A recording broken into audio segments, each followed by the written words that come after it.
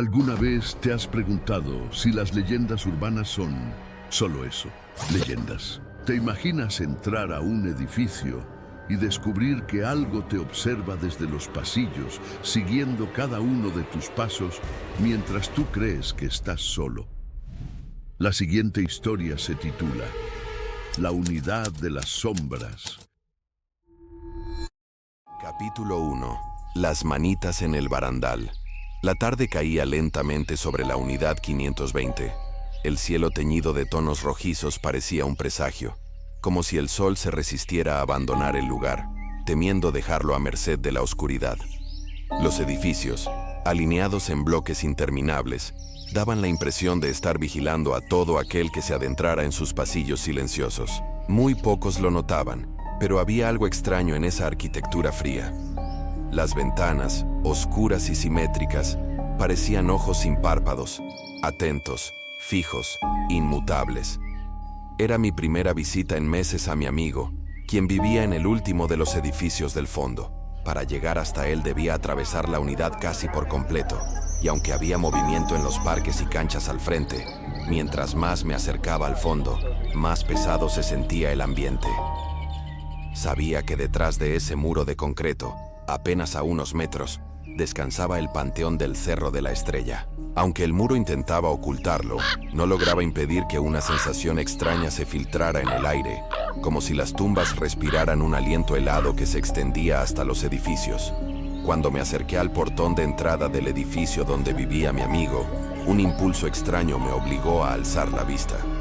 Fue entonces cuando lo vi, en el pasillo del primer piso, entre los barandales metálicos, se asomaban unas manitas diminutas. No se aferraban a los tubos como lo haría un niño curioso. No. Aquellas manitas se movían lentamente, como si jugaran consigo mismas, girando hacia adelante y hacia atrás, mostrando las palmas y luego el dorso, como si el pequeño estuviera fascinado al descubrir sus propias manos. Eran pálidas, demasiado blancas, casi traslúcidas bajo la luz mortecina del atardecer. Me quedé inmóvil unos segundos, confundido. No escuchaba risas, ni pasos, ni el sonido característico de un niño inquieto. Solo esas manos que se movían con una calma antinatural, como en cámara lenta.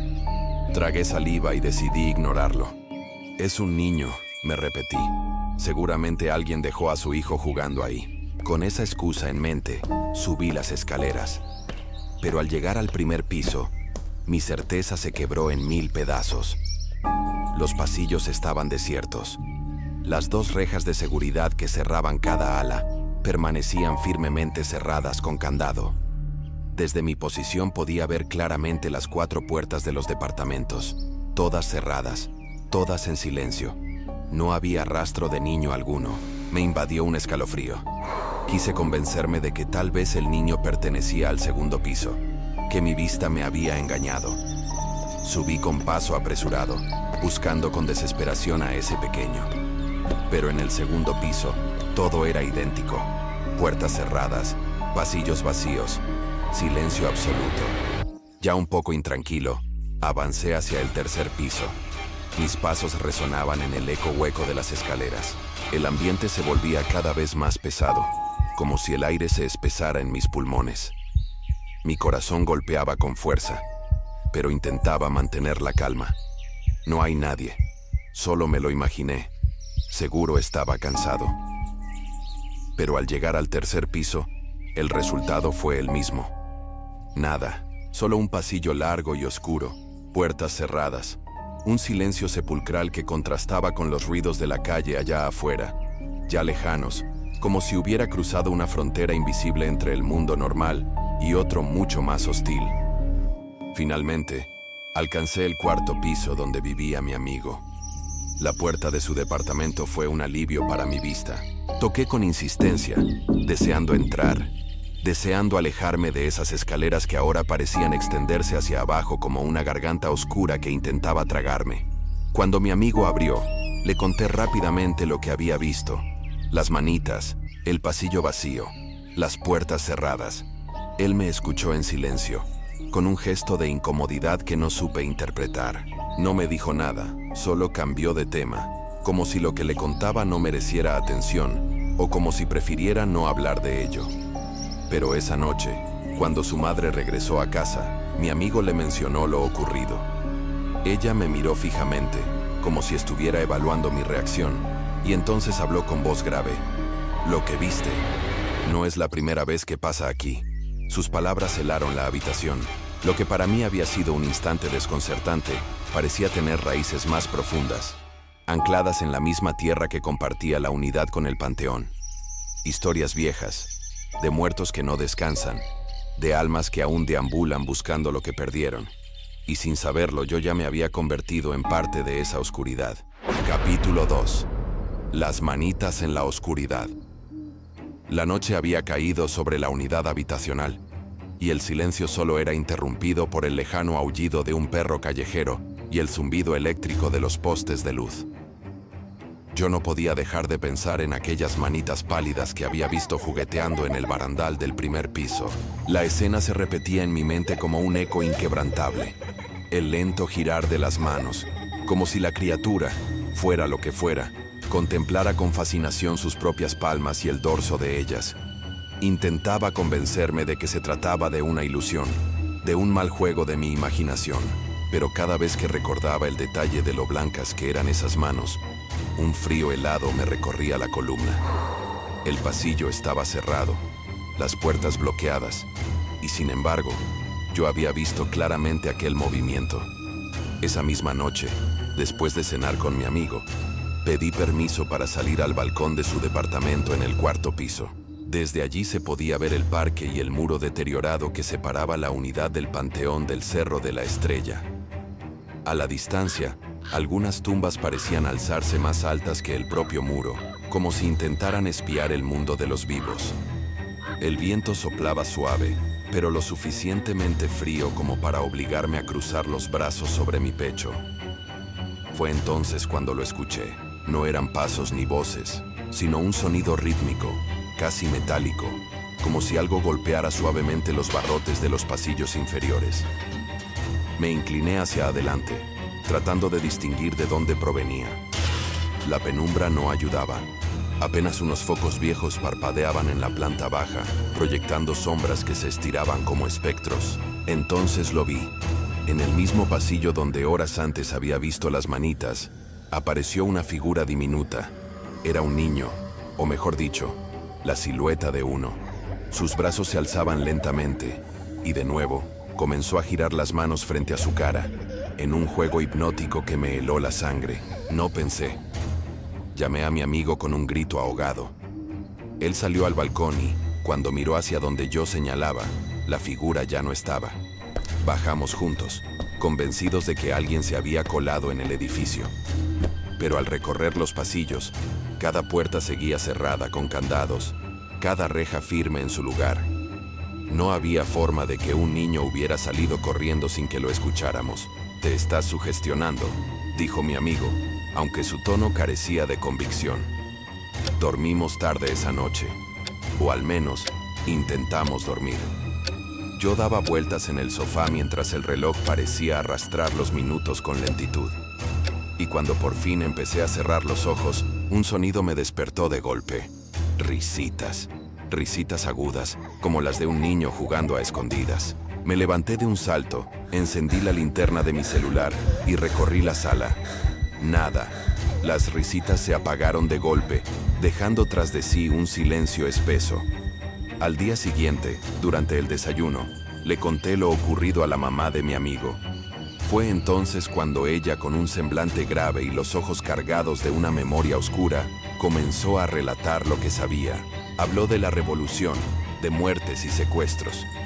Pero lo que más me perturbó fue cuando mencionó a la niña. «No eres el primero en verla», me dijo con voz baja, casi como si temiera que la propia mención atrajera a la criatura.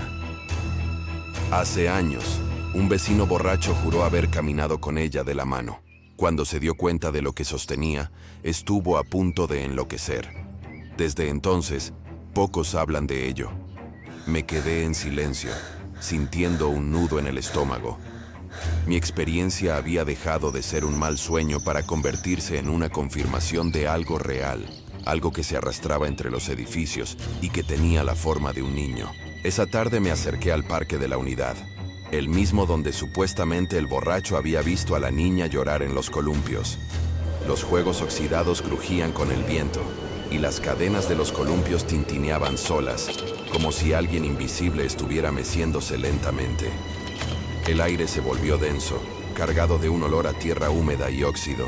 No había nadie más allí, y sin embargo, sentí una presencia. Fue un peso en el pecho, un murmullo en el oído, una certeza que me hizo retroceder paso a paso. No estaba solo. Volví apresurado al edificio, evitando mirar hacia atrás, aunque en mi interior juraba sentir la mirada de alguien siguiéndome. Esa noche, antes de dormir, me prometí a mí mismo que buscaría respuestas, porque lo que había visto no era fruto de la imaginación, y lo que había sentido en ese parque me aseguraba que el pasado de aquel lugar aún respiraba entre los muros agrietados de la unidad. Capítulo 3. Las manos en la oscuridad. Las noches en la unidad 520 habían adquirido un matiz distinto desde aquel primer encuentro con las manitas blancas en el barandal. Aunque trataba de convencerme de que había sido una ilusión, cada vez que volvía a visitar a mi amigo, la sensación de ser observado se intensificaba. El silencio del lugar no era normal. Era un silencio cargado, denso, como si los muros mismos guardaran respiraciones contenidas. La segunda vez que subí por aquellas escaleras, traté de no mirar hacia arriba. Mi corazón martillaba recordando la imagen de esas manos pálidas girando lentamente, como jugando con la nada. Pero la curiosidad pudo más. Al llegar al primer piso, mis ojos se desviaron por sí solos hacia el barandal. Nada. El pasillo estaba vacío, todas las puertas cerradas. Sentí un alivio que me duró apenas unos segundos. Un sonido, leve, casi imperceptible, me heló la sangre. El golpeteo metálico de lo que parecía ser un anillo contra el barandal. Tac, tac, tac. 3 golpes secos. Miré con rapidez y entonces la vi. Una silueta pequeña, muy quieta, parada justo en la esquina del pasillo. El aire se volvió espeso, como si me costara respirar. La niña no se movía, no hablaba, solo estaba ahí, inmóvil. Traté de convencerme de que era algún vecino, una hija de los inquilinos. Pero al parpadear, la silueta se había desvanecido. Subí los escalones de 2 en 2, sintiendo el peso de algo invisible siguiéndome. Cuando llegué al 4.º piso, mi amigo me abrió la puerta, y lo primero que notó fue mi palidez. «Otra vez la viste, ¿verdad?», me dijo, antes de que yo pudiera explicarle. Le conté lo del pasillo, lo del golpeteo metálico, y él suspiró como si esperara esa respuesta. No dijo nada más, solo cambió de tema con nerviosismo, pero su silencio fue más perturbador que cualquier historia. Esa noche me quedé en su casa. Mientras todos dormían, me levanté al baño y crucé el pasillo en penumbras. El eco de mis pasos me resultaba insoportable. Fue entonces cuando escuché un murmullo infantil, suave, casi como una canción. Venía del lado de la ventana que daba al panteón. Me acerqué con cuidado, y allí, reflejada en el vidrio, estaba ella, la niña, con su rostro pálido y los ojos hundidos. Pero al girar para mirarla directamente, no había nadie. El reflejo había desaparecido, y lo único que quedaba era la oscuridad del cementerio detrás del muro deteriorado. Regresé a la habitación aterrado, pero con la certeza de algo.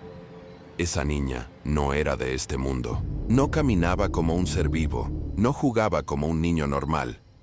Era un eco, un residuo de algo mucho más antiguo y trágico. A la mañana siguiente, cuando el sol apenas iluminaba los pasillos, la madre de mi amigo me contó una parte de la historia que hasta entonces desconocía. Esa niña que viste, no es la primera vez que alguien la ve. Dicen que su madre la perdió en tiempos de la Revolución, que la raptaron y nunca volvió. Algunos aseguran que el espíritu de la niña quedó atrapado aquí, buscando todavía el camino a casa. Me miró con gravedad, como si estuviera segura de que yo ya estaba marcado por esa presencia.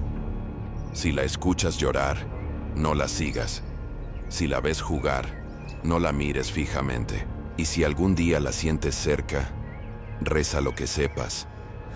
Sus palabras se me clavaron en la mente como un veneno. No era solo un fantasma cualquiera. Esa niña era un presagio. Y aunque intentaba convencerme de que podía ignorarla, en el fondo sabía que mi destino ya estaba enredado con el suyo. Esa noche, cuando me despedí de mi amigo para regresar a casa, el viento sopló fuerte y seco entre los pasillos. Miré una última vez hacia el barandal del primer piso, y allí estaban de nuevo, las manitas pálidas, moviéndose lentamente, como si me dijeran adiós. Pero lo que más me perturbó fue lo que sucedió segundos después. Un sonido de espuelas resonó en la azotea, arrastrando un eco metálico que bajó por todo el edificio. Y entonces comprendí que la niña no estaba sola. Capítulo 4. El eco del charro. Las noches en la unidad 520 se habían vuelto más densas. El aire parecía pesado, cargado de un silencio extraño que, en lugar de tranquilizar, solo aumentaba la sensación de que algo acechaba en la oscuridad. Desde aquella primera aparición de las manitas blancas en el barandal, yo no había podido dormir en paz. Cada sombra que se movía, cada crujido de los pasillos, me hacía recordar esa figura infantil que no podía explicar. Pero aquella noche, algo distinto estaba por suceder. Había ido a visitar nuevamente a mi amigo. Subí los 4 pisos, y mientras avanzaba por los pasillos, la sensación de ser observado era insoportable. No eran los ojos de un niño jugueteando. Eran más duros, más pesados, como si una mirada antigua y sombría me atravesara desde la penumbra. En casa de mi amigo, intenté distraerme. Platicamos, jugamos un rato en la consola, hasta que su madre llegó más tarde. Ella, como siempre, cargaba con ese aire de sabiduría y cansancio, como si supiera demasiado sobre el lugar. No tardó en preguntar si había visto o sentido algo raro en mi camino. Le respondí con evasivas, pero mi nerviosismo la delató. Fue entonces cuando ella, con voz grave, nos contó lo que muchos en la unidad ya sabían. El charro todavía rondaba. Según ella, aquel hombre había existido de verdad en tiempos de la revolución. Juró que jamás descansaría hasta devolverle a una mujer la hija que le habían arrebatado. Nadie volvió a verlo, pero desde entonces, su figura de charro aparecía en los techos de los edificios, caminando entre las azoteas como si vigilara, como si buscara algo que aún le faltaba. No lo miren directamente a los ojos, nos advirtió. Quien lo hace, termina cargando con su sombra. Esa noche no pude quedarme a dormir. Algo dentro de mí me empujaba a salir antes de que el silencio se tornara insoportable. Sin embargo, el destino me tenía preparado un encuentro que jamás olvidaría. Cuando bajé las escaleras, el edificio estaba completamente callado. Cada puerta cerrada, cada ventana apagada. Llegué al primer piso y de pronto escuché un sonido metálico, como el golpeteo de espuelas arrastrándose contra el cemento. Me quedé paralizado, el corazón golpeando con violencia en mi pecho. El sonido se acercaba. No era rápido, no era lento. Era el paso seguro de alguien que no temía ser escuchado. Desde el pasillo lateral lo vi. Una sombra alta, con sombrero de ala ancha y un porte inconfundible. El charro. No camina como un hombre cualquiera. Su andar parecía flotar entre lo terrenal y lo espectral. La luz tenue de un foco parpadeante iluminó apenas la silueta, dejando ver una chaqueta oscura y unas botas que resonaban en cada paso. Yo quería correr, pero mis piernas no respondían. De pronto, el charro se detuvo, como si supiera que yo estaba allí. Giró lentamente su rostro hacia mí. No logré ver sus facciones con claridad, solo una oscuridad más densa que la noche en el lugar donde debía estar su cara. El aire se volvió helado. Quise cerrar los ojos, pero algo me obligaba a mantenerlos abiertos. El charro levantó una mano enguantada, y por un instante sentí que me llamaba, como si quisiera que me acercara. Pero al mismo tiempo, su presencia transmitía una amenaza indescriptible, un peso que aplastaba el pecho y robaba el aliento. Entonces, escuché un murmullo. No era su voz, era la voz de un niño, tenue y quebrada, como si viniera desde el eco de los pasillos. La misma voz que acompañaba a las manitas blancas. Susurros que decían mi nombre, que me pedían ayuda. La figura del charro se desvaneció lentamente en la penumbra, como si nunca hubiera estado allí. Solo quedó el sonido metálico de las espuelas, alejándose hasta perderse en el silencio. Corrí fuera del edificio sin mirar atrás, pero lo sabía. No había sido un sueño, ni una alucinación. El charro había estado a unos metros de mí, observándome, como si me hubiera marcado para algo que todavía no comprendía. Esa noche comprendí que la niña y el charro estaban conectados. Dos sombras de un pasado doloroso que seguían reclamando su lugar en nuestro mundo. Yo ya no era un visitante más en la unidad 520. Me había convertido en parte de su historia. Capítulo 5. Los columpios del horror. El silencio de la unidad se había vuelto casi palpable aquella noche. Después de mi experiencia en el edificio, cada sombra parecía tener vida propia, y el viento se escuchaba como un susurro cargado de advertencias. Sin embargo, no era la única víctima de aquel lugar maldito. Al día siguiente, escuché una historia que hizo que mi piel se erizara por completo. Un vecino, conocido por su afición al alcohol, había regresado de su trabajo una madrugada, tambaleándose entre los baches y la oscuridad del parque de la unidad. La luna apenas iluminaba los columpios y los juegos infantiles, pero en medio de aquella penumbra, algo llamó su atención. Una niña llorando suavemente en los columpios. Su cabello oscuro caía sobre su rostro, y sus pequeños hombros se encogían mientras gemía entre sollozos. El hombre, a pesar de su embriaguez, se acercó con cautela. «¿Quién eres, niña? ¿Dónde vives?», preguntó, con una mezcla de curiosidad y preocupación. La criatura no respondió, solo continuó llorando, balanceándose lentamente en el columpio. A medida que él extendía su mano para tomarla de ella, un escalofrío lo recorrió. Su corazón se aceleró, sentía como si el frío penetrara más allá de la piel, hasta los huesos. Al sostener la manita de la niña, notó algo imposible. La piel estaba helada, rígida y cada vez más frágil, como si tocara hueso desnudo. Intentó retirarse, pero la fuerza invisible que lo atraía era implacable. Y entonces levantó la vista, y lo que vio lo paralizó. La niña que había tomado de la mano no era una niña viva. Su rostro era cadavérico, sus ojos vacíos y profundos, y la sonrisa que comenzó a formarse en su rostro era tan fría y cruel que le arrancó un grito ahogado. En un impulso de miedo, el hombre soltó a la criatura y retrocedió. Sus piernas temblaban, y sintió como si la muerte misma estuviera rozando su espalda. Intentó gritar, pero la voz parecía atrapada en su garganta. La niña, o lo que alguna vez había sido una niña, continuaba allí, balanceándose en los columpios, sus sollozos resonando como un eco de agonía. Después de lo que parecieron eternos segundos, el hombre logró correr hacia su apartamento. Su corazón latía a 1000 por hora, y el miedo lo acompañaba como una sombra implacable. Esa noche no durmió. Cada ruido, cada crujido en la madera o el viento golpeando las ventanas, lo hacía sobresaltar. Y con el paso de los días, comenzaron los síntomas: palpitaciones, sudores fríos, ansiedad constante y la sensación de que alguien o algo lo observaba desde las esquinas oscuras de su casa. El vecino alcohólico, conocido antes por sus excesos y su actitud despreocupada, cambió por completo. Dejó de beber de la noche a la mañana, pero no por voluntad propia. Cada vez que se acercaba a los columpios, incluso durante el día, sentía esa presencia que lo había tocado, y la visión de los ojos vacíos de la niña lo perseguía. Otros vecinos comenzaron a notar su deterioro.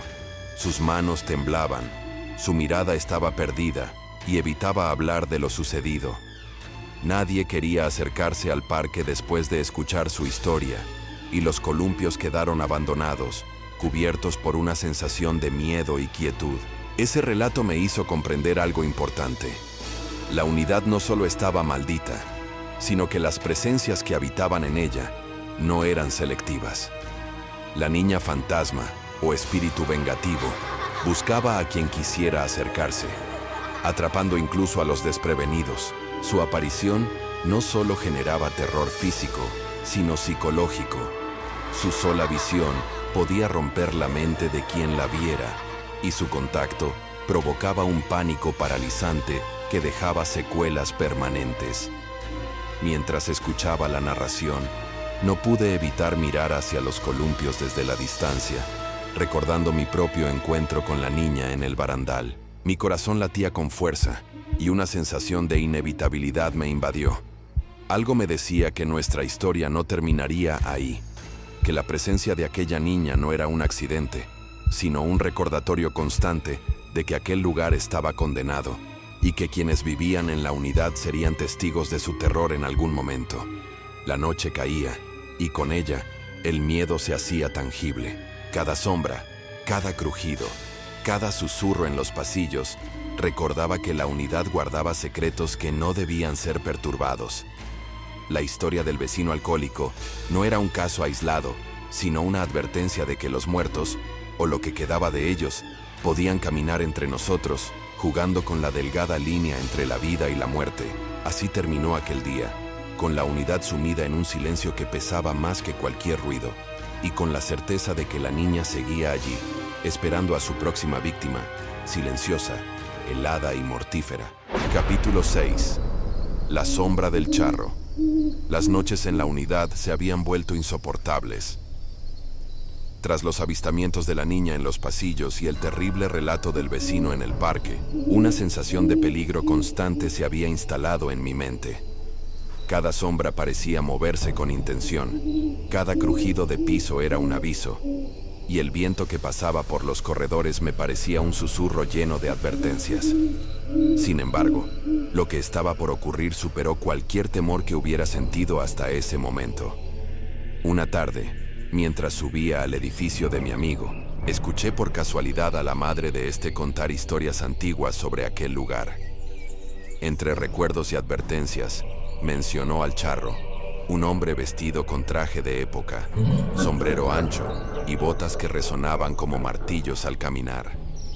Según contaba, su misión era recuperar lo que alguna vez le fue arrebatado, y su presencia no solo era temida, sino ineludible. Los vecinos decían que aparecía en las azoteas cuando menos lo esperabas, observando cada movimiento con una intensidad que helaba la sangre. Esa misma noche, mientras descansaba en el apartamento, un sonido extraño me sobresaltó. Al principio creí que era el viento, pero los pasos eran demasiado pesados, demasiado rítmicos para provenir de algo natural. Mi corazón comenzó a latir con fuerza mientras me levantaba para mirar por la ventana del pasillo. Al principio no vi nada, solo la penumbra de la azotea iluminada débilmente por la luna. Y entonces lo vi, la silueta del charro, inmóvil, como si hubiera emergido de otro tiempo, con el sombrero echado hacia adelante y un brillo siniestro en los ojos. El miedo me paralizó. Cada fibra de mi ser me decía que no debía moverse, que cualquier acción podría delatar mi presencia y provocaría algo irreversible.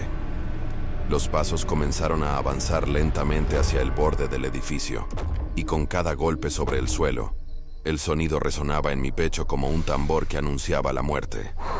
Pude distinguir la pesada respiración del charro. Cada inhalación y exhalación parecía medir mi miedo, calculando cuánto podía soportar antes de ceder al terror.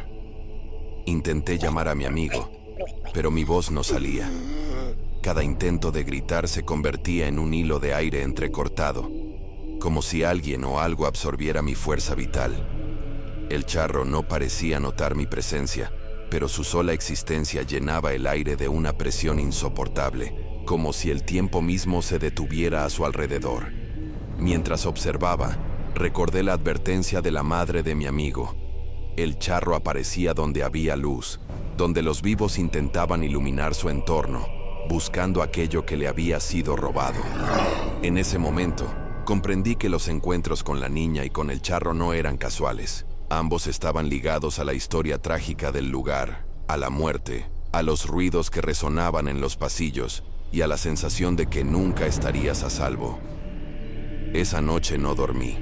Cada crujido, cada sombra proyectada por la luz de la luna sobre los barandales, me hacía mirar con terror hacia la azotea.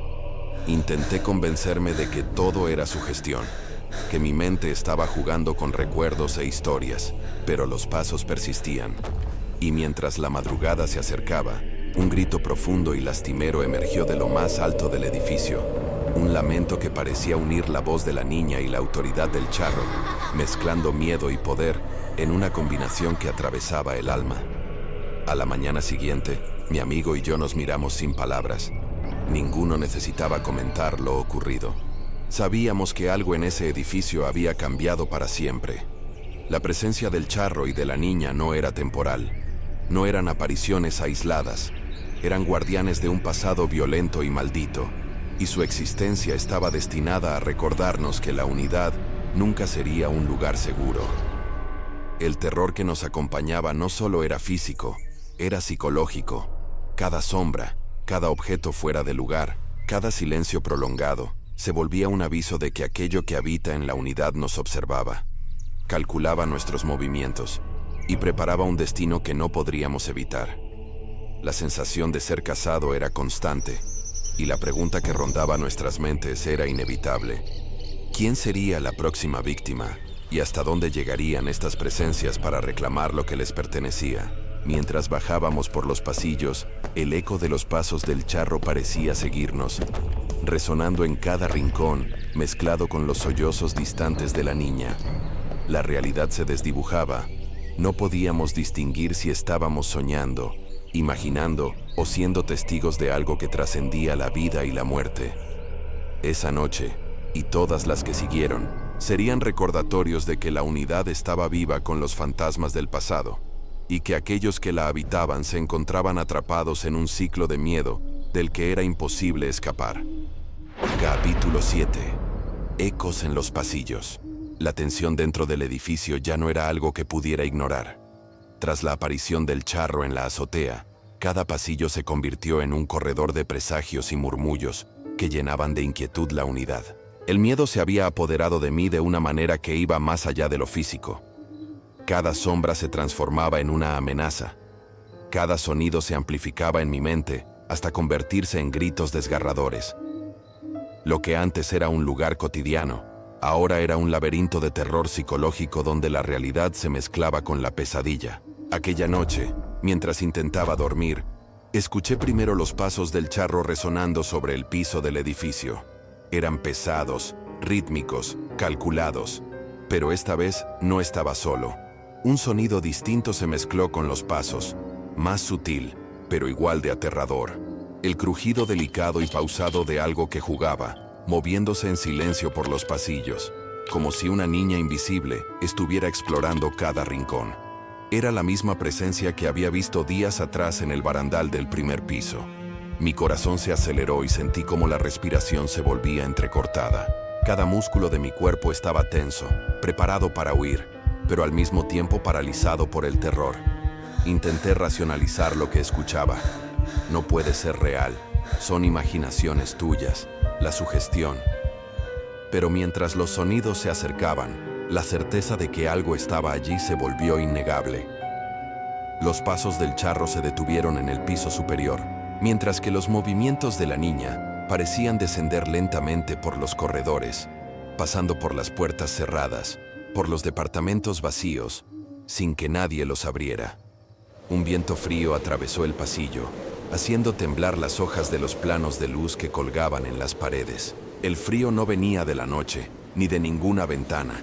Era un frío que parecía provenir de la propia unidad, de la esencia de las presencias que habitaban en ella. De pronto, escuché un susurro, apenas audible, pero helador. Un «ven», que se expandió por el corredor como un eco interminable. Cada palabra estaba cargada de malicia, de hambre de miedo, como si supieran exactamente cómo afectarme. Decidí que tenía que enfrentar lo que estaba ocurriendo. Tomé mi linterna y caminé hacia los pasillos donde los sonidos se intensificaban. La luz temblorosa apenas lograba penetrar la oscuridad, pero era suficiente para reflejar sombras que se movían demasiado rápido, demasiado bruscas, como si la propia unidad se burlara de mis intentos de ver la verdad. A cada paso que daba, la combinación de los pasos del charro y el sonido de la niña girando sus manos me hacía sentir que estaba atrapado en una trampa diseñada para quebrar mi mente. Cuando llegué a la mitad del pasillo, La luz iluminó un rincón donde la sombra de la niña se proyectaba contra la pared. Sus manitas parecían flotar, girando lentamente, y su silueta era clara. Una figura delgada, pequeña, con la cabeza ligeramente inclinada, observándome sin ojos visibles. Antes de que pudiera reaccionar, los pasos del charro se hicieron más fuertes, como si hubiera descendido las escaleras del piso superior. Cada golpe contra el suelo resonaba dentro de mi cráneo, mezclándose con los suaves crujidos de la niña y generando un caos de sensaciones que me hizo tambalear. Intenté gritar, pero mi voz estaba atrapada en mi garganta. Cada segundo que pasaba sentía que la presencia me absorbía, que mis recuerdos, mis pensamientos, incluso mi voluntad se disolvían ante la fuerza de aquello que no pertenecía a este mundo. El charro avanzaba lentamente hacia mí, mientras que la niña parecía moverse a mi alrededor, cruzando la luz de la linterna sin ser tocada por ella. Todo a mi alrededor se distorsionaba. Paredes que parecían alargarse, sombras que crecían y disminuían, susurros que se multiplicaban hasta convertirse en un coro infernal de voces que no podía identificar. Finalmente, en un acto desesperado, retrocedí hacia el final del pasillo. Tropecé con un borde de la pared y caí. La linterna rodó y su luz parpadeante iluminó por un instante la azotea desde la ventana del pasillo. Allí estaba el charro, de pie, inmóvil, con su sombrero bajo y un brillo siniestro en sus ojos. La niña apareció detrás de él, sus manos aún girando lentamente, y de pronto todo el ruido se detuvo. Un silencio absoluto que me envolvió, pesado, cargado de amenaza. Supe en ese momento que no había escapatoria. Ellos no eran espíritus comunes, eran guardianes de un pasado sangriento, y cualquier intento de ignorarlos solo los hacía más poderosos. Esa noche no dormí, no parpadeé, y cada vez que cerraba los ojos, veía sus sombras moviéndose, escuchaba sus pasos y sentía la respiración de la niña sobre mi cuello. Al amanecer, el edificio parecía normal, pero yo sabía que la normalidad era solo una ilusión. Cada pasillo, cada puerta cerrada, cada barandal era un recordatorio de que no estaba solo y que la unidad escondía secretos demasiado oscuros para ser ignorados. Esa experiencia marcó el inicio de una serie de encuentros que cambiarían mi vida para siempre. Un ciclo de miedo del que no había escapatoria. Capítulo 8. La presencia dentro. El amanecer no trajo consuelo alguno. La luz del sol apenas lograba penetrar los pasillos del edificio, y el recuerdo de la noche anterior permanecía como una sombra que se negaba a desvanecerse. Cada puerta cerrada parecía susurrarme secretos que no debía conocer, y cada rincón ocultaba movimientos sutiles que no podía explicar. Sabía que el charro y la niña no eran simples fantasmas, eran presencias que reclamaban aquel lugar, y yo, sin quererlo, me había convertido en parte de su dominio. Esa mañana decidí que debía enfrentar lo que estaba ocurriendo. No podía seguir huyendo de algo que no podía comprender. Caminé lentamente por los pasillos, observando cada puerta y barandal con desconfianza. Aunque todo parecía en calma, el silencio me resultaba más perturbador que cualquier ruido. Cada crujido de madera o de metal, cada leve sonido de la brisa colándose por las rendijas, parecía amplificado, como si el edificio mismo estuviera consciente de mi temor y jugara conmigo. Mientras me aproximaba al departamento de mi amigo, noté un cambio en el aire, un frío penetrante que no correspondía a la temperatura exterior y un aroma extraño mezcla de tierra húmeda y algo indefinible que me revolvía el estómago. Fue entonces cuando escuché el primer indicio de lo que vendría, un golpe sordo dentro de uno de los departamentos cerrados. Me acerqué lentamente y toqué la puerta. Nada respondía, pero sentí un movimiento dentro, un roce casi imperceptible contra la madera. La niña estaba allí, invisible a simple vista, jugando con algo que solo ella podía ver. Intenté racionalizarlo, convencido de que mi mente me estaba traicionando, pero los susurros comenzaron a hacerse audibles.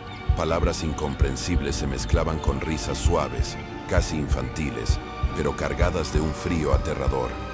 Cada vez que intentaba mirar por la ventana del pasillo, veía las manitas girando lentamente, igual que la primera vez que la vi en el barandal. Esa visión se repetía, multiplicándose en cada piso, hasta que me di cuenta de que la niña se estaba manifestando en todo el edificio, moviéndose entre las sombras, observándome. El charro, mientras tanto, aumentaba su presencia. No se limitaba a la azotea. Podía sentir su mirada penetrante en cada pasillo, en cada esquina. Sus pasos resonaban de manera irregular, a veces cercanos, a veces distantes, jugando con mi percepción del espacio. Cada vez que intentaba concentrarme en algo tangible, él aparecía detrás de mí, sin necesidad de puertas ni ventanas. Su silueta era imponente y amenazante. Su sombrero proyectaba sombras que parecían extenderse y envolverme. Esa noche, al intentar dormir en el departamento de mi amigo, escuché cómo algo arrastraba objetos por el piso, como si buscara algo perdido hace tiempo. Mi linterna iluminó el pasillo, revelando sombras que se movían rápidamente y desaparecían en un parpadeo. Los crujidos se intensificaron, y los susurros se transformaron en gritos apagados, mezclándose con los sonidos de mis propios latidos acelerados. El miedo ya no era solo psicológico. Sentía físicamente la presión de estas presencias, como si el aire mismo se hubiera vuelto denso y pesado, dificultando mi respiración. En un acto desesperado, decidí seguir los sonidos hasta la puerta que daba a la azotea. La cerradura estaba intacta, pero un frío intenso emanaba de detrás de la madera. Tocarla fue un error. Un estremecimiento recorrió mi columna, y sentí como si manos invisibles me empujaran hacia atrás.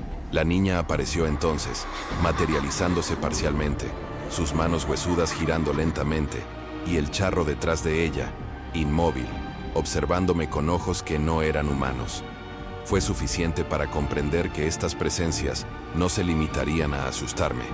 Buscaban control, querían que la unidad fuera un lugar de su dominio absoluto. Esa noche no dormí. Cada crujido, cada susurro, cada sombra me mantenía alerta, consciente de que cualquier movimiento en falso podría desatar algo mucho peor.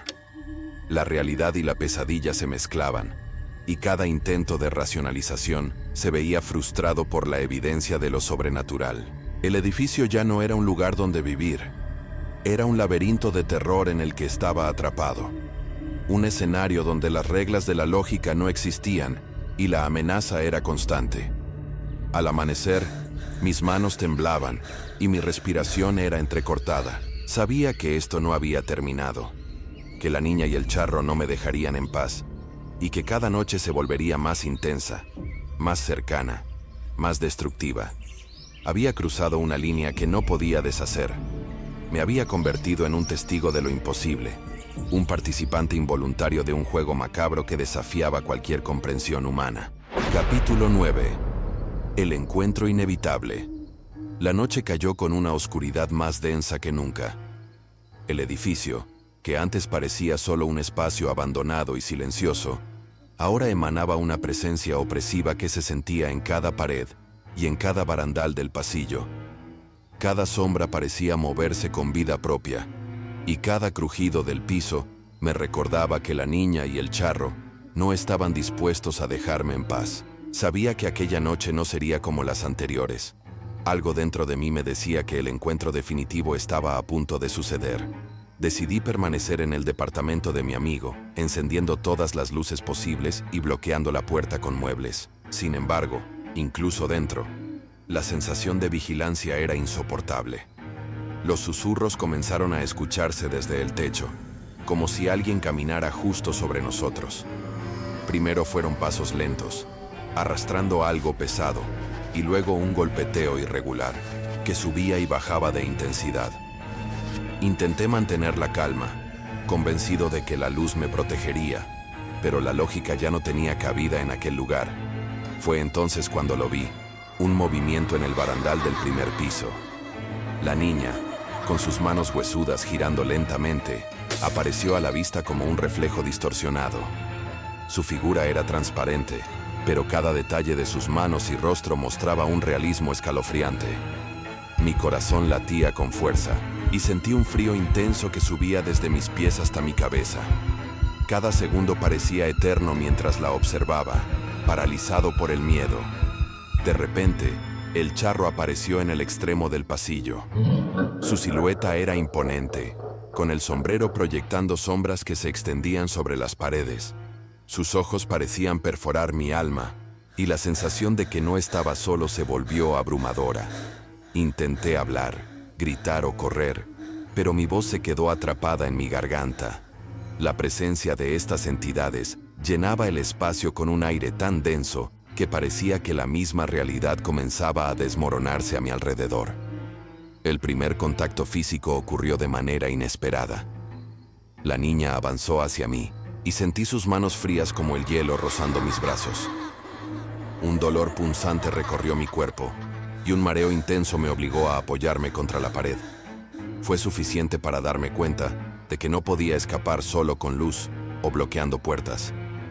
Estas presencias tenían control sobre el espacio y la materia que me rodeaba. Intenté correr hacia las escaleras, pero el charro bloqueaba mi camino. Sus pasos resonaban, cada uno marcando un golpe en mi mente que parecía amplificar el terror. La niña comenzó a flotar, avanzando lentamente, como si desafiara las leyes de la gravedad. El edificio entero parecía responder a sus movimientos, con sombras que se alargaban y se torcían de manera imposible. Cada objeto en el pasillo vibraba, como si quisiera saltar y atacar. El pánico me hizo recordar las historias que la madre de mi amigo me había contado. El charro que nunca descansaba, la niña secuestrada y las muertes ocurridas años atrás. Comprendí que esas historias no eran simples leyendas, eran advertencias de un mal real, capaz de manifestarse en cualquier momento y de maneras impredecibles. Mi cuerpo estaba temblando y mi mente luchaba por no ceder a la locura mientras trataba de encontrar una salida que no existía. En un acto desesperado, levanté mi linterna y la encendí, apuntando directamente a la niña. La luz no la detuvo, pero pareció irritarla. Sus risas se transformaron en gritos, y el charro comenzó a moverse de manera más agresiva, acercándose lentamente, con cada paso resonando como un tambor de guerra en mis oídos. No había lugar seguro. El edificio se había convertido en un laberinto de pesadilla, donde cada intento de escapar solo me acercaba más al peligro. Al final de esa noche, exhausto y con el cuerpo temblando, comprendí algo aterrador. No era un simple testigo, sino una pieza dentro del juego de estas entidades. El encuentro había dejado una marca profunda en mi mente, un recordatorio de que el mal podía manifestarse en el mundo real, y que ciertas presencias no se limitaban a los relatos antiguos, sino que podían perseguirnos hasta convertir la realidad en un escenario de horror psicológico absoluto. Capítulo 10. La noche que todo cambió. El silencio que siguió al encuentro del capítulo anterior fue breve y traicionero. Aunque la mañana parecía tranquila, una sensación de inquietud me acompañaba en cada paso. El edificio, que de día parecía solo un lugar viejo y vacío, ahora emanaba un aura inquietante que parecía impregnada en sus paredes.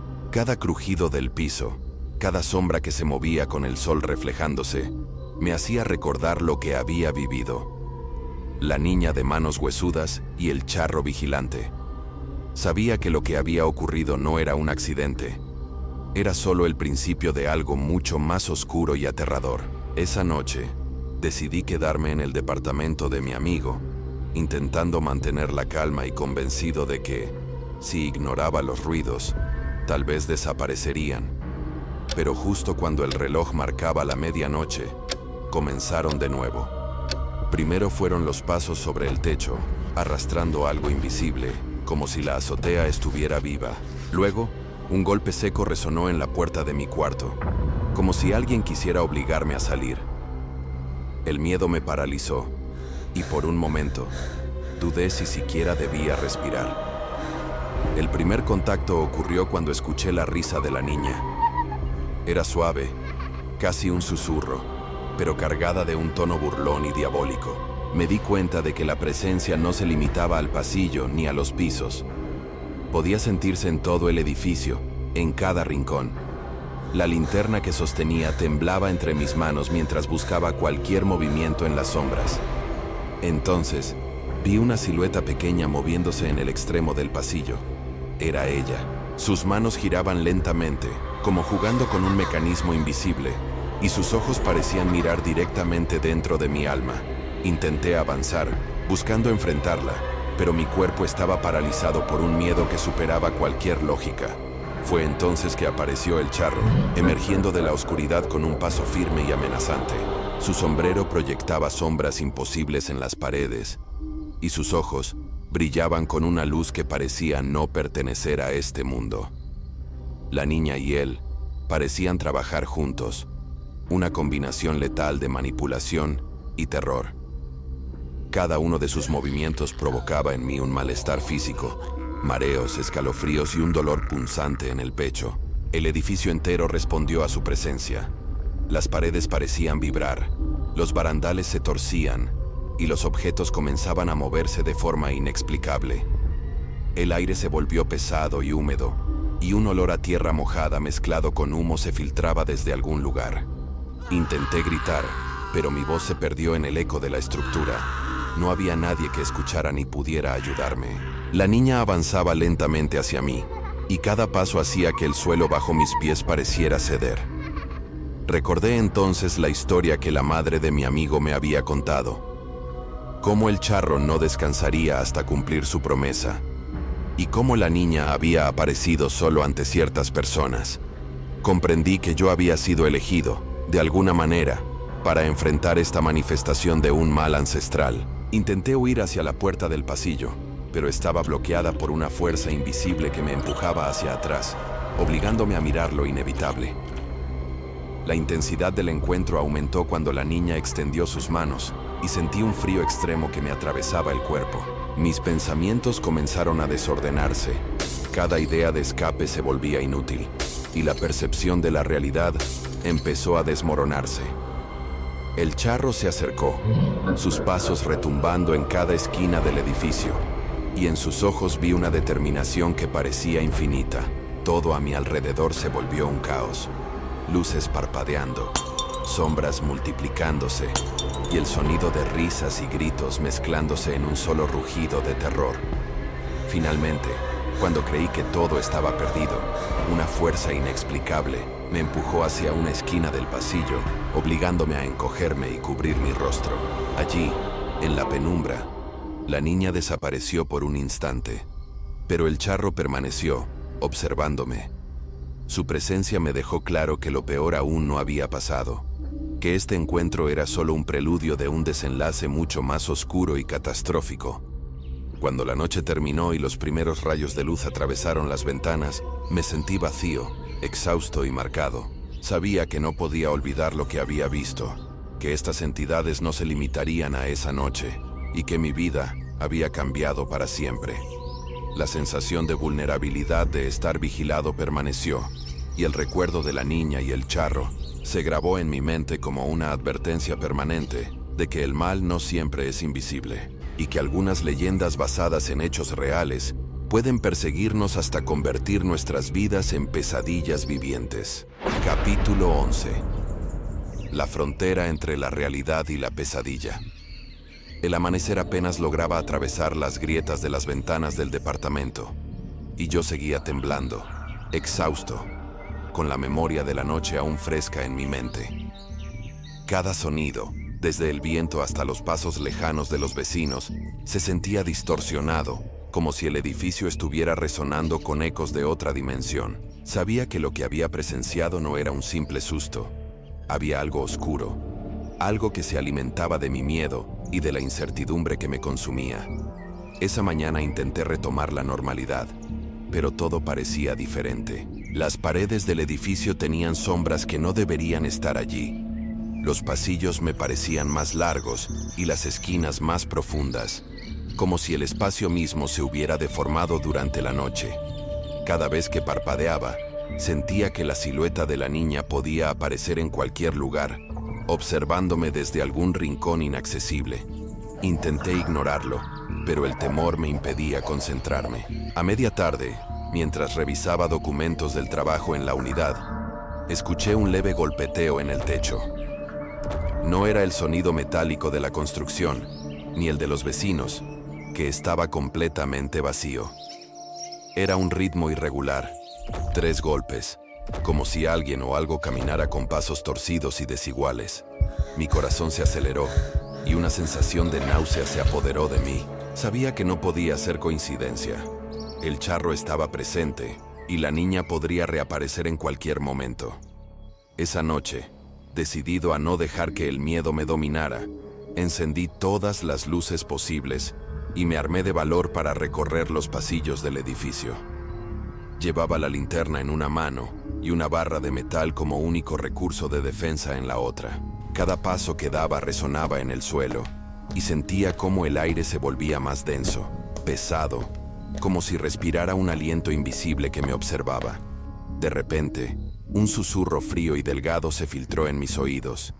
«Ven». La voz no era humana, era etérea, cargada de malicia y tristeza al mismo tiempo. Avancé hacia el barandal donde la había visto por primera vez. La niña estaba allí, pero esta vez no jugaba con sus manos. Me miraba directamente y sus ojos reflejaban un vacío absoluto. Su piel parecía casi transparente bajo la luz de mi linterna y sentí un frío que me atravesaba los huesos. Al instante, un sonido metálico me hizo girar. El charro había aparecido al fondo del pasillo, su sombra proyectándose sobre las paredes como un espectro inquebrantable. El tiempo y el espacio comenzaron a desdibujarse. Caminaba y a la vez sentía que retrocedía. Las luces parpadeaban y el edificio parecía expandirse hacia todas direcciones. La niña avanzaba lentamente, pero cada movimiento suyo parecía multiplicarse en ecos y sombras, apareciendo en diferentes lugares al mismo tiempo. El charro se movía con precisión, bloqueando cualquier posible escape, y su mirada era fija, calculadora, un recordatorio de que mi destino estaba atado a esa entidad desde el primer momento que entré en la unidad. Intenté gritar, pero mi voz se perdió en un vacío que no respondía. Todo a mi alrededor parecía estar vivo. Las puertas respiraban, los barandales se torcían, y el aire estaba impregnado de un olor a humedad y tierra quemada. La niña extendió su mano hacia mí, y sentí que mi mente se nublaba. Imágenes de la historia que la madre de mi amigo me había contado se mezclaban con recuerdos propios y pesadillas posibles. Sentí que estaba atrapado entre la realidad y la locura, y que cualquier paso en falso podría condenarme a desaparecer de este mundo, como los que habían sido elegidos antes que yo. Cuando creí que iba a sucumbir al terror absoluto, un golpe seco en la puerta del departamento me sobresaltó, y de repente todo se silenció. La niña y el charro desaparecieron, como si nunca hubieran estado allí, dejando solo el eco de su presencia. Me desplomé en el suelo, temblando, sabiendo que no era un final, solo un interludio. La sensación de vigilancia permaneció, y comprendí que este encuentro era solo un anticipo de algo mucho peor, un preludio de la catástrofe que inevitablemente se avecinaba. El capítulo 11 cerró con la certeza de que el edificio, la niña y el charro estaban conectados conmigo de una manera que escapaba a toda lógica. El terror no era solo físico, sino psicológico, penetrando en cada fibra de mi ser. Y sabía que la historia no estaba terminada. Lo peor aún estaba por venir. La frontera entre la realidad y la pesadilla se estaba borrando, y cada noche traería consigo nuevas pruebas de que lo que había vivido era solo una mínima parte de un horror que se expandía, implacable e inevitable. Capítulo 12. El desenlace de la noche eterna. La noche había caído como un manto pesado sobre la unidad 520, y yo permanecía atrapado en mi departamento, incapaz de encontrar consuelo en la luz artificial de las lámparas. Cada sombra parecía moverse con vida propia, y los ecos de los pasos que había escuchado en los pisos superiores no habían desaparecido del todo. Sabía que algo estaba allí, esperando el momento perfecto para manifestarse de nuevo. Mi corazón latía con fuerza, y cada respiración se sentía como un susurro de muerte en mis oídos. Decidí enfrentar el miedo, aunque una parte de mí quería huir, y nunca mirar hacia atrás. Me armé con todo lo que tenía a mano: linterna, barra de metal e incluso una botella de agua que podía usar como arma improvisada. Cada paso hacia el pasillo resonaba en las paredes del edificio vacío y sentía cómo la temperatura descendía a niveles insoportables. La sensación de que alguien me observaba desde cada rincón me obligaba a avanzar lentamente, casi arrastrando los pies. Al llegar al primer barandal del edificio, vi nuevamente las manitas de la niña. Pero esta vez no era un simple juego. Las extremidades eran más largas, desproporcionadas, y sus movimientos eran imposibles de seguir con los ojos. La niña emitía un llanto bajo, casi un gemido, que parecía atravesar mis tímpanos. Mi mente intentaba racionalizarlo, pero sabía que no había explicación lógica. Y entonces sentí el frío mortal de su mano al tocarme el hombro. Era como si el hielo se hubiera infiltrado en mi carne, helando no solo mi cuerpo, sino mi alma. El charro apareció de repente detrás de mí, su figura más imponente que nunca. Sus ojos eran pozos negros que absorbían toda luz y esperanza. Intenté gritar, pero la voz se me había quedado atrapada en la garganta. La niña giraba lentamente, mostrando un rostro cadavérico y vacío, con una sonrisa que era más amenaza que alegría. La combinación de ambas presencias me hizo sentir que estaba atrapado en un sueño del que no podría despertar. Sentí que el edificio entero vibraba bajo mis pies y el aire se volvió opresivo, casi sólido. Los pasillos parecían extenderse hasta el infinito y cada puerta cerrada emitía susurros que me llamaban por mi nombre. La niña avanzaba, arrastrando sus pies invisibles sobre el suelo, y cada paso que daba dejaba un rastro de frío y oscuridad. Intenté retroceder, pero mis pies parecían pegados al piso, atrapados por una fuerza que no podía ver. En un último intento por salvarme, lancé la linterna hacia la niña. La luz la atravesó pero no la detuvo, solo pareció intensificar su presencia. El charro rió, un sonido grave que resonó en todo el edificio, y sentí cómo la desesperación me envolvía completamente. Mi visión se llenó de imágenes de los anteriores encuentros que la madre de mi amigo me había relatado. La niña en los columpios, los charros vigilantes, la historia de secuestros y muertes. Todo convergía en un mismo punto. Yo era el próximo elegido, el que pagaría el precio por haber sido testigo de estos horrores. De repente, todo se detuvo. La niña y el charro desaparecieron, dejando un silencio absoluto que era aún más aterrador que sus presencias. Pero algo había cambiado. Sentí un vacío profundo dentro de mí, como si parte de mi alma hubiera sido arrancada. El miedo no desapareció. Permaneció como una cicatriz invisible, recordándome que lo vivido no era un simple sueño, ni una alucinación. A la mañana siguiente, me encontré débil y con un dolor intenso en el pecho. Mis manos temblaban, y la certeza de que había estado cara a cara con algo que escapaba a toda lógica me hacía cuestionar mi propia cordura. El edificio parecía normal a simple vista, pero sabía que las sombras aún me observaban y que la niña y el charro seguirían esperando, acechando a cualquiera que se atreviera a cruzar sus dominios. El epílogo de esta historia revela que, aunque sobreviví físicamente, una parte de mí quedó atrapada para siempre en esa noche interminable. Cada vez que paso cerca de la unidad 520, siento la misma mirada, escucho los susurros y percibo los pasos imposibles de la niña y su oscuro guardián. He aprendido que algunas historias no terminan cuando se apaga la luz. Ellas viven en las sombras, esperando el momento perfecto para recordarte que el terror es real. Basada en hechos reales, esta experiencia demuestra que hay lugares y presencias que desafían toda explicación lógica y que el miedo puede dejar cicatrices que ni el tiempo ni la razón pueden borrar. Epílogo. Basado en hechos reales. Desde aquella noche, el narrador nunca volvió a ser el mismo. Cada recuerdo de la unidad lo persigue como un susurro constante en la penumbra de su mente. Afirma con convicción que lo que vivió no fue producto de su imaginación. Los pasillos cerrados, las manitas blancas y frágiles del niño que parecía flotar entre los barandales, y el silencio sepulcral interrumpido solo por un eco de lamentos, quedaron grabados en su memoria con una nitidez aterradora.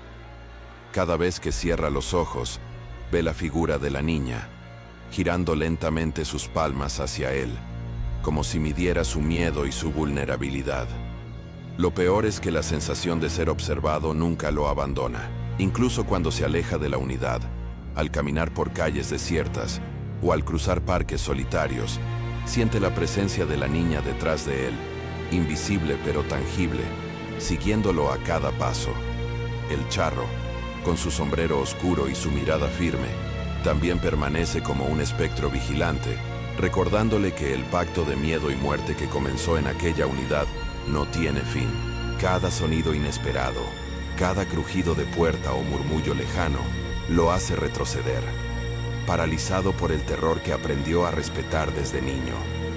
Con el tiempo, comprendió que no se trataba solo de un recuerdo, sino de una maldición silenciosa que se extiende como sombra sobre su vida. Su descanso es escaso. Sus sueños están plagados de figuras que desaparecen al encender la luz, susurros que se confunden con el viento, pasos que resuenan sobre techos vacíos. La sensación de que la niña sigue buscando compañía y que el charro sigue vigilando sus movimientos lo hace vivir en un estado constante de alerta, donde la realidad y la pesadilla se entrelazan. El epílogo de esta historia es catastrófico porque no hay cierre, no hay salvación. La experiencia lo marcó para siempre y el terror que vivió aquella noche en la unidad continúa acompañándolo, recordándole que algunas historias no terminan y que ciertos espíritus nunca descansan. Incluso ahora, años después, asegura que si escuchas con atención en la noche, podrías oír un llanto lejano, un crujido en la azotea, y la certeza de que la niña todavía está allí, observando, esperando. Estas historias me persiguen hasta hoy. Si te intrigaron tanto como a mí, no olvides suscribirte y darle a la campanita para más relatos que desafían la realidad. Nos vemos en el próximo episodio. Si te atreves a regresar.